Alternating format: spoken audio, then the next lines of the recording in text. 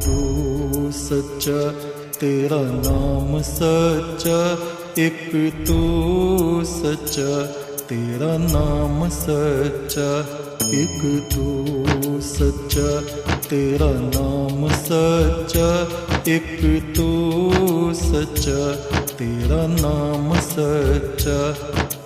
कोई नहीं तेरे जैसा तेरे सिवा, एक तू सच्चा, तेरा नाम सच्चा।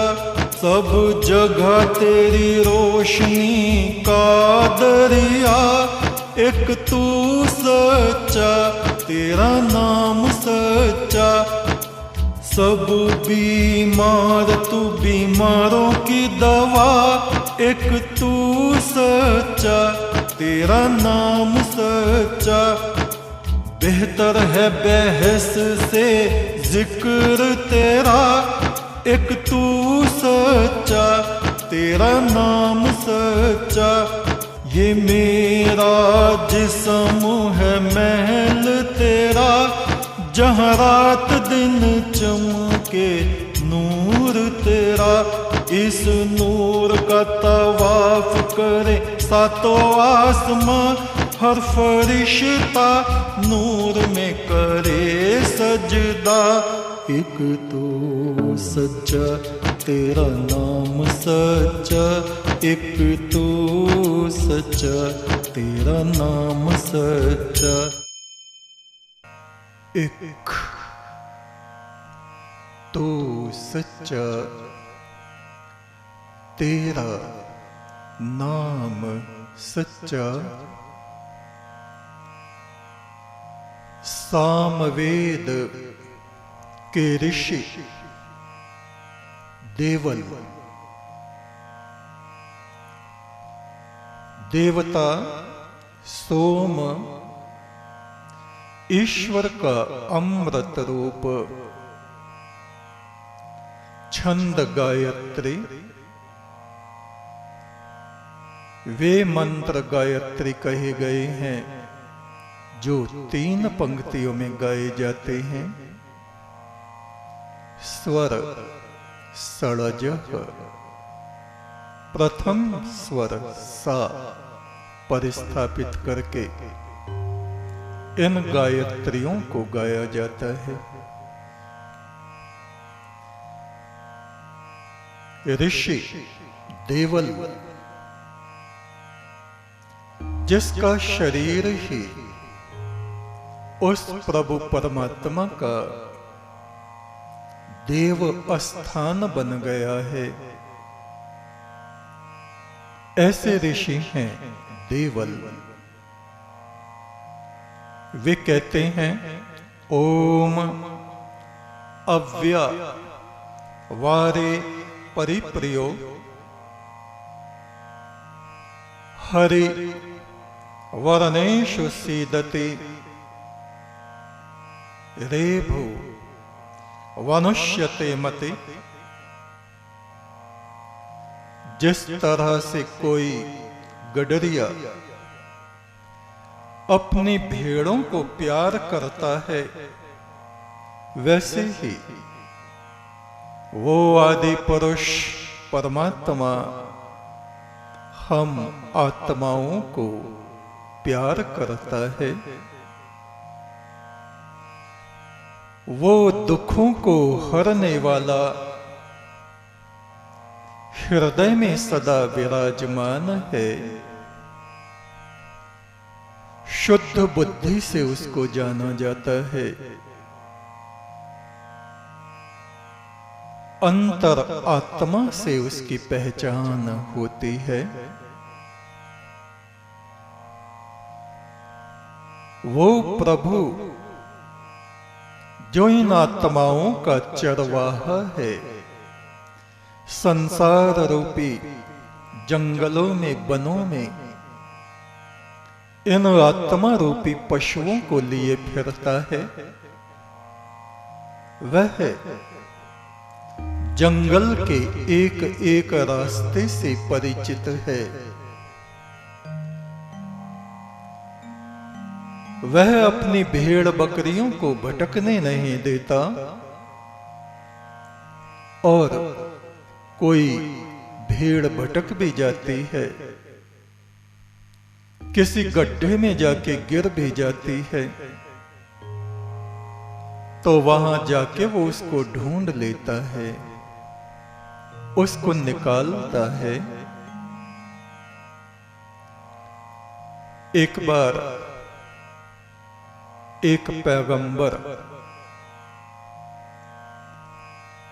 जो कि भेड़ बकरियां चुगाते थे, शाम को उन्होंने देखा जब बकरियों को घर में लाए, एक बकरी का बच्चा गायब है। सूर्य अस्त हो चुका है, अंधकार फैल गया है, कहां ढूंढूं? लैंप उन्होंने हाथ में लिया, लालटेन उस वक्त में उसको बोलते थे, और वो जंगलों में इधर उधर यहां वहां खोजते रहे, पर कहीं भी उस भेड़ के बच्चे को उन्होंने नहीं पाया। पूरी रात यहां से वहां जंगलों में ढूंढते परेशान हो गए, पर ढूंढना उन्होंने छोड़ा नहीं। यहां तक कि सुबह हो गई। निराश हताश वापस आ रहे हैं, तभी उनकी दृष्टि एक गड्ढे में पड़ी। उन्होंने देखा भेड़ का वो बच्चा उस गड्ढे में गिर गया है। बड़ा संभल के वो धीरे धीरे उतरे और उस बच्चे को देखा, कहीं चोट तो नहीं आई। भेड़ के उस बच्चे को उन्होंने अपने सीने से लगाया। पैगंबर की आंखों से आंसू बहने लगे, तेरे कहीं चोट तो नहीं आई। आकाशवाणी हुई, ऐ मेरे दोस्त,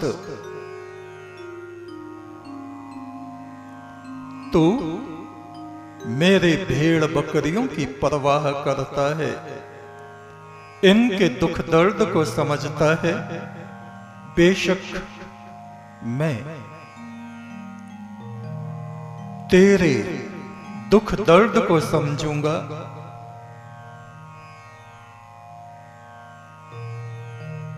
इन्नल्लाह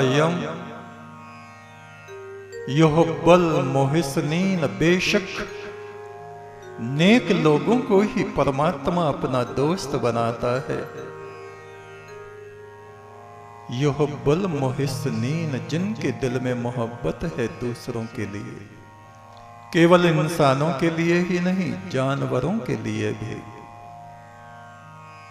जिनका दिल तड़प उठता है, परमात्मा कहता है वे मेरे दोस्त हैं। रेभो वनुष्यते मति, इस वेद मंत्र में ऋषि देवल कह रहे हैं तुम ऋभु बनो। ऋभु कौन होता है? जो मस्तक से ब्राह्मण होता है, जिसके मस्तक में ब्रह्म ज्योति है, ईश्वरीय दीप्ति से जिसका मस्तक चमक रहा है।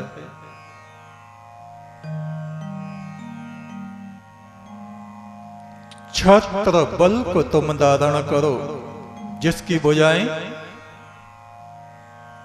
सदा दूसरों की मदद के लिए आगे बढ़ती हैं, दूसरों की हिफाजत, रक्षा और मदद जो करता है। और तीसरे, वैश्य वणिक, तुम केवल अपना ही नहीं पूरे समाज का पालन पोषण करो। एक प्रजापति की तरह, प्रजापति भव, प्रजा के स्वामी की तरह तुम सबका पोषण करो। और चौथे, श्रमिक, शूद्र, शूद्र का अर्थ दलित नहीं, घोर परिश्रम करने वाले बनो, शीघ्रता से कार्य करने वाले बनो। कारीगर जैसे होते हैं,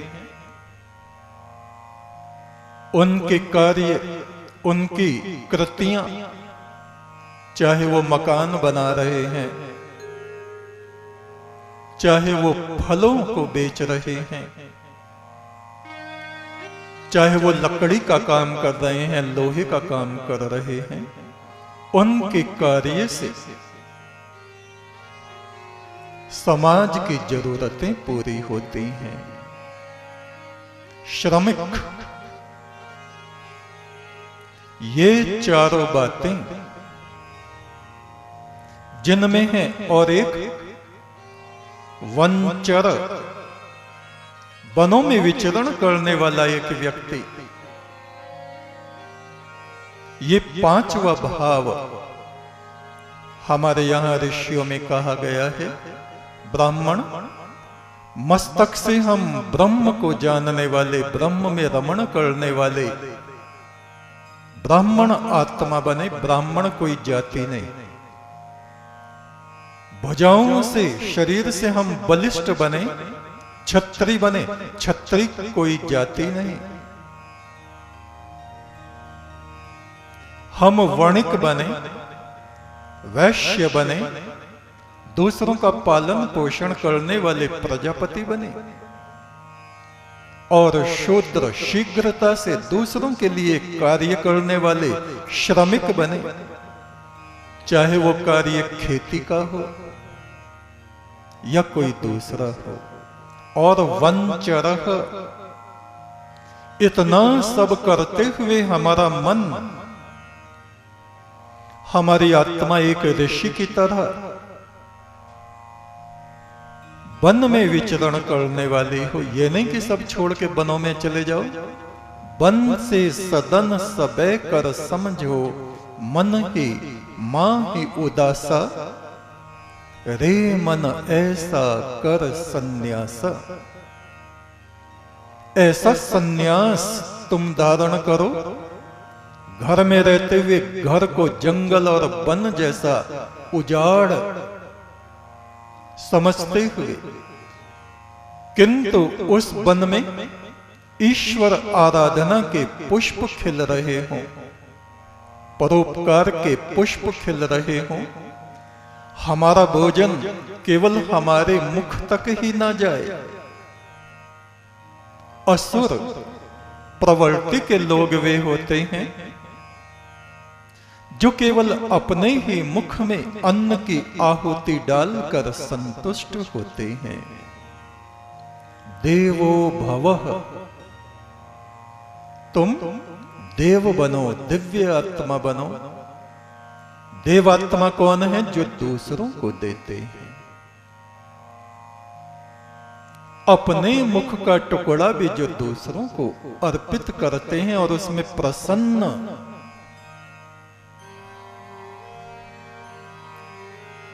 प्रसन्नता का अनुभव करते हैं, धन्यता का अनुभव करते हैं कि हमने किसी की सेवा की है। ये 5 बातें हमारे अंदर होनी चाहिए, और जब होती हैं तो हम कहलाते हैं ऋभु। ऋभु, विभु होता है परमात्मा सर्वव्यापी, और वो ऋषि जिसमें ब्रह्म बल, क्षत्रिय बल, वणिक बल, श्रमिक बल और वंचर का बल होता है, ऐसी आत्मा तो हम ऋभु बने। हमारी आत्मा उस परम ब्रह्म के साथ साथ विचरण करने वाली बने। सामवेद के अगले मंत्र में ऋषि देवल कहते हैं, ओम अस्त्र ग्रमिंदवः पथ धर्मन्रतस्य सुश्रियः विदाना अस्य योजना। असत्य के मार्ग को छोड़ दो, मिथ्यावाद को छोड़ दो, झूठ बोलना छोड़ दो। असत्य जो ये जगत है, संसार है, इसकी नाशवानता को समझो।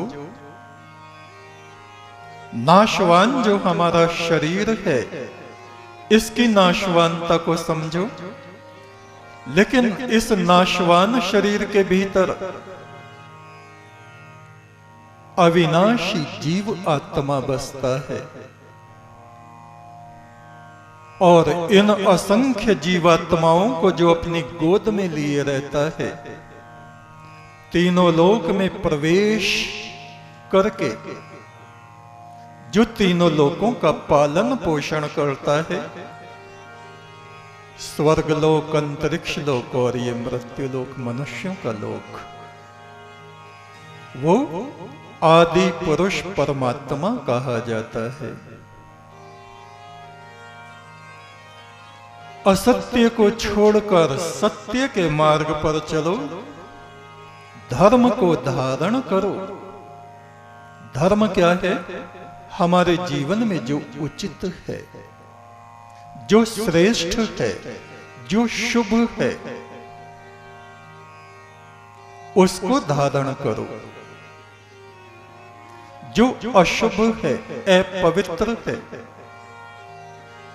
परिणाम में जो दुख देने वाले दुष्कर्म हैं, उनका परित्याग कर दो। ऐसा इस मंत्र के ऋषि कहते हैं और कहते हैं परमात्मा का सत्य पथ ही अमृत पथ है, अजर अमर होने का मार्ग है। आगे बढ़ो, आगे बढ़ो, नेति नेति नेति। यहां अभी अंत नहीं है, यहां अभी अंत नहीं है। जितना तुमने जान लिया है, ये बहुत कम है, थोड़ा है। और आगे बढ़ो, और आगे बढ़ो, चलते रहो, चलते रहो, चलते रहो।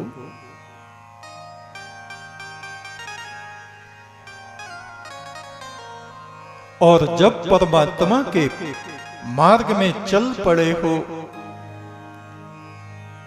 तो पीछे पलट के चमक दमक वाले मार्ग को, जो संसार का मार्ग है, जो धोखे और छल से भरा हुआ है, जो देखने में बड़ा चमकीला मगर विष से भरा हुआ है, ऐसे मार्ग के आकर्षण में पलट मत जाना।